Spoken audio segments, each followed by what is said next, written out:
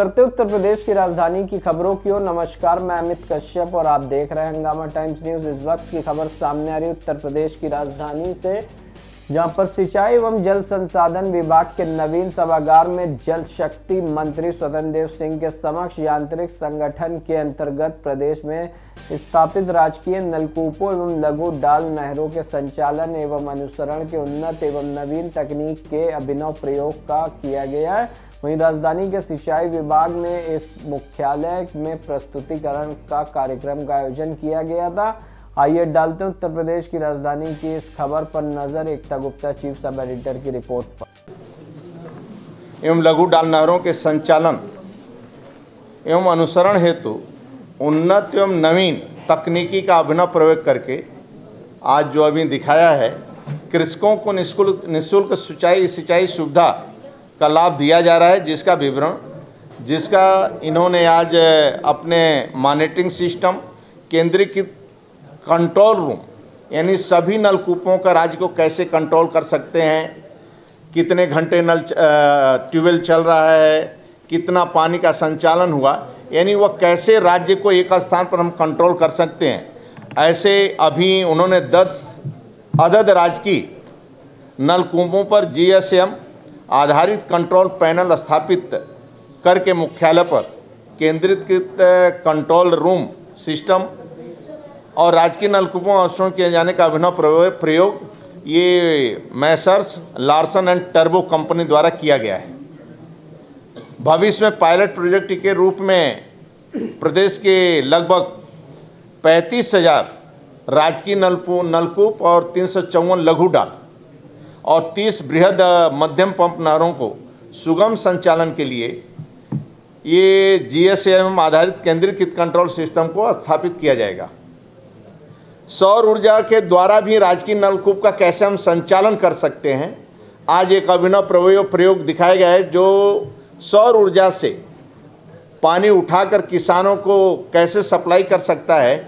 आज हम लोग अभी देखे हैं, वहाँ से किसान भी जुड़े थे, हमारे अधिकारी भी जुड़े थे, उन्होंने दिखाया वास्तव में लखनऊ के विकासखंड मोहनलाल गंज, ग्राम रामपुर गढ़ी जमुनी में राजकीय नलकूप संख्या 84 MLG के सौर ऊर्जा से संचालित किए जाने का अभिनव प्रयोग आज इन्होंने किया है। यदि ये सफल प्रयोग होता है तो राज्य के अंदर बिजली का बचत भी होगा और सौर ऊर्जा से हम सभी ट्यूबवेल का संचालन कर सकते हैं।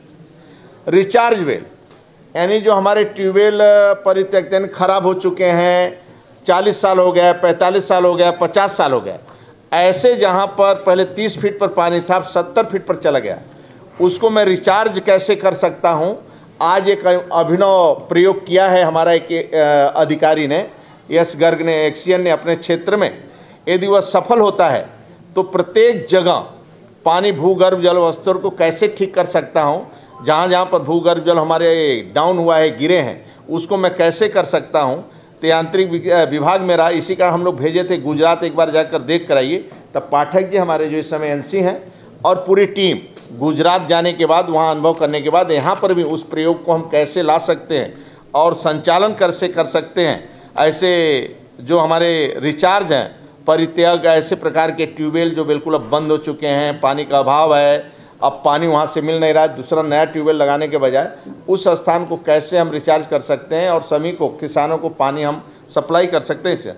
एक दूसरा है सेल्फ प्राइमिंग पंप, जो 254 लघु डाल नहरों को सुगम संचालन, जनपद में पंप नहर पर सेल्फ प्राइमिंग पंप स्थापित किए जाने का अभिनव प्रयोग किया है। पायलट प्रोजेक्ट के रूप में अभी लघु डाल के नहरों पर मैंने देखा, पहले क्या होता है, जो यांत्रिक हमारा रहता था, लगभग पंप चलाने के पहले उसमें 50-60 बाल्टी पानी डालता था कि नीचे से पानी पकड़े, यदि कुछ फंस गया तो सफाई करना पड़ता था। अब जो अभिनव प्रयोग है, पानी नहीं डालना पड़ेगा, वह बल्ब, एक ऐसा सिस्टम उसमें लगा दिया है कि अब पानी नहीं डाल, वह बल्ब अपने आप पानी उठा लेगा और खींचकर किसानों को सप्लाई। ऐसे 4 बिंदुओं पर कि नया प्रयोग क्या हो सकता है पूरे किसानों को लाभ देने के उद्देश्य से और उनकी आय दोगुना करने से। ऐसे नया नवाचार और तकनीकी और क्या विकसित हम कर सकते हैं विभाग में।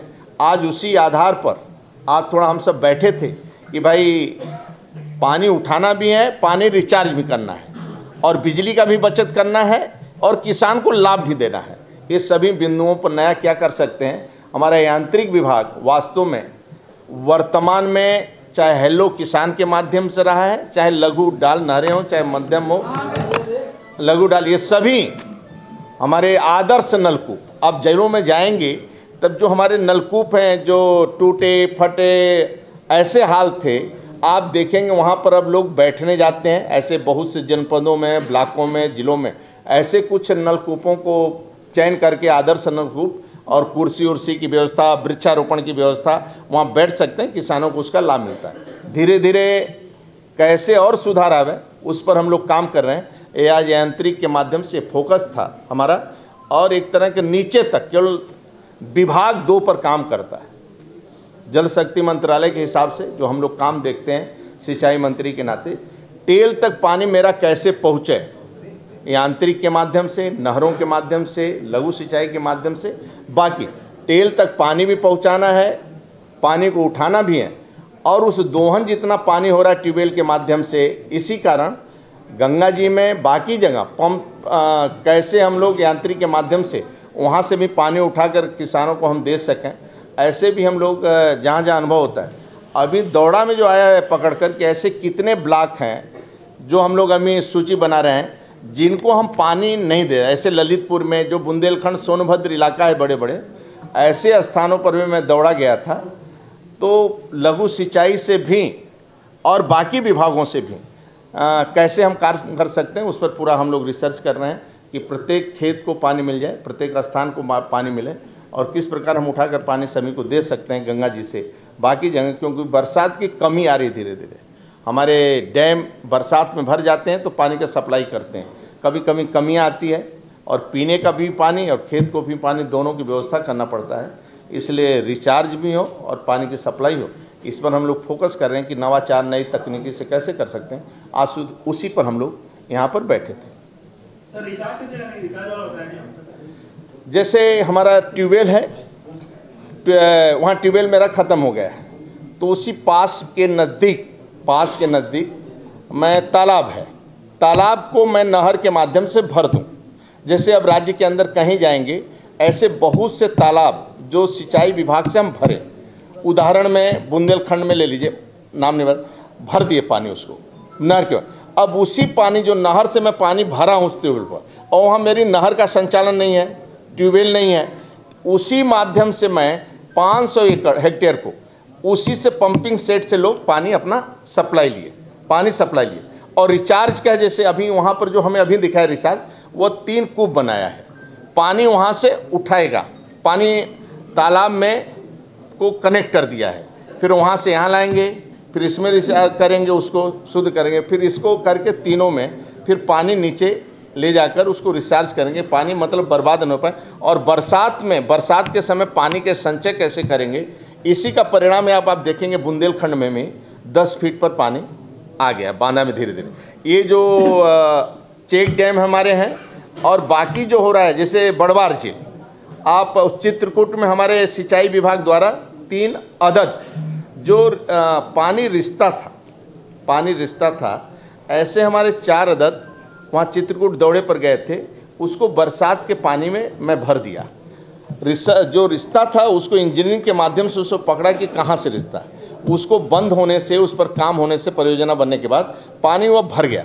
अब 20 साल से जिस खेत को 4 गांव उस गांव से जुड़े हैं, 5 गांव इस गांव से जुड़े हैं, 10 गांव इस सदस्य से जुड़े हैं, तब रिचार्ज उस पानी को भरने से क्या हुआ, 20 साल, 10 साल, 15 साल, इस प्रकार के 10 साल बाद, 15 साल बाद और 5 साल बाद पहली बार उनको पानी मिला।